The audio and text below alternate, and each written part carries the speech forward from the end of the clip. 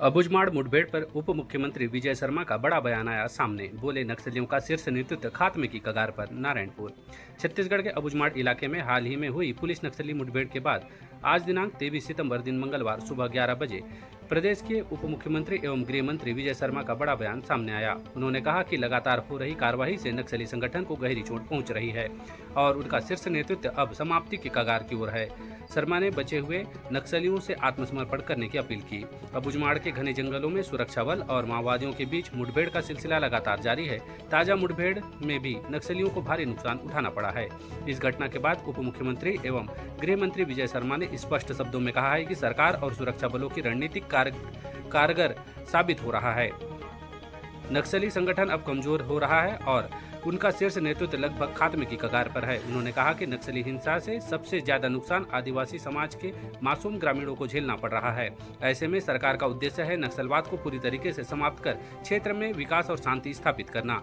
विजय शर्मा ने नक्सलियों से अपील करते हुए कहा है कि जिन्होंने अब तक हथियार नहीं छोड़ा है जल्द आत्मसमर्पण करें और समाज की मुख्य धारा में लौटकर विकास की राह पकड़ें।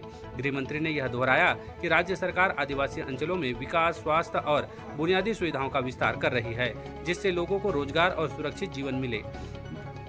उन्होंने कहा है कि आने वाले समय में नक्सलवाद के खात्मे के साथ ही अबुझमाड़ और बस्तर के लोगों का भविष्य उज्जवल होगा। अबुझमाड़ मुठभेड़ पर उप मुख्यमंत्री विजय शर्मा का यह बयान साफ संकेत देता है कि राज्य सरकार नक्सलवाद के खिलाफ निर्णायक और अंतिम दौर में है। लगातार हो रही कार्रवाई और नक्सलियों को हो रहा नुकसान से सुरक्षा बलों का मनोबल ऊंचा हुआ है। अब देखना होगा कि बचे हुए नक्सली आत्मसमर्पण की राह अपनाते हैं या फिर सुरक्षा बलों के दबाव में और कमजोर होते जाते हैं। आज फिर से बस्तर में नारायणपुर जिला में कोहकामेटा थाना क्षेत्र के अंतर्गत नलांगुर क्षेत्र में जो महाराष्ट्र बॉर्डर से लगा हुआ है, फिर से एक परफेक्ट इंटेलिजेंस के आधार पर ऑपरेशन लॉन्च हुआ। डीआरजी के 50 से अधिक जवान उसमें आगे बढ़े और बहुत बड़ी सफलता, जो छुप कर बैठे हुए थे ऐसे 2 सीसी मेंबर, जो टॉप मोस्ट इनका कैडर होता है, ऐसे 2 सीसी मेंबर, एक जिसका नाम रामचंद्र रेड्डी उर्फ राजू दादा उर्फ गुडसा उसंडी, जो उसकी उम्र 63 साल लगभग थी, वो भी न्यूट्रलाइज हुआ है, और दूसरा सत्यनारायण रेड्डी उर्फ कोसा, जिसकी उम्र 67 साल थी। ये 2 सीसी मेंबर आज न्यूट्रलाइज हुए हैं।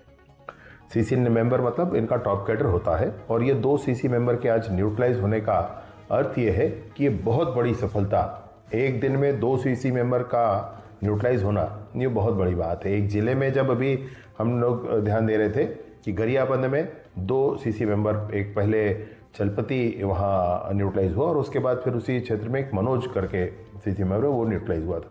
एक बसवराजू जो जनरल सेक्रेटरी थे वो नारायणपुर में न्यूट्रलाइज हुआ, और उसके बाद एक बीजापुर में हुए, और एक झारखंड में, फिर एक ने तेलंगाना में आत्मसमर्पण किया, एक ने महीने भर पहले महाराष्ट्र में आत्मसमर्पण किया था। तो इन सारी ही स्थितियों को देख करके जब आप ध्यान आता है कि टॉप कैडर नक्सलियों का ये लगभग अब समापन की तरफ है, अब इसमें ज़्यादा कुछ बचा नहीं।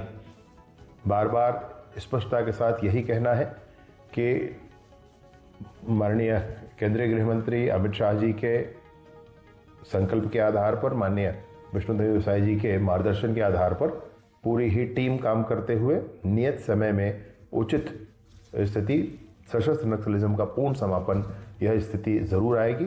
और इसलिए चूंकि सरकारें प्रतिबद्ध है बस्तर के गांव-गांव तक विकास की गंगा पहुंचाने के लिए, बस्तर के गांव के विकास के मार्ग में लगे हुए आईटी को हटाने के लिए, और बस्तर में कोने कोने तक भारत का संविधान लागू करने के लिए। जो भी नक्सली हैं, जो भी सशस्त्र नक्सलिज्म की ओर है, वो मुख्य धारा में आए। बहुत अच्छी पुनर्वास नीति के साथ सरकार आग्रह करती है फिर से इस बात का, और मुख्य धारा में आकर के अपना जीवन आगे बढ़ाए, लोकतांत्रिक ढंग से जनता के बीच जाकर अपनी बात रखे, जनता से बहुमत प्राप्त करें, अपनी सरकार भी बना सकते हैं।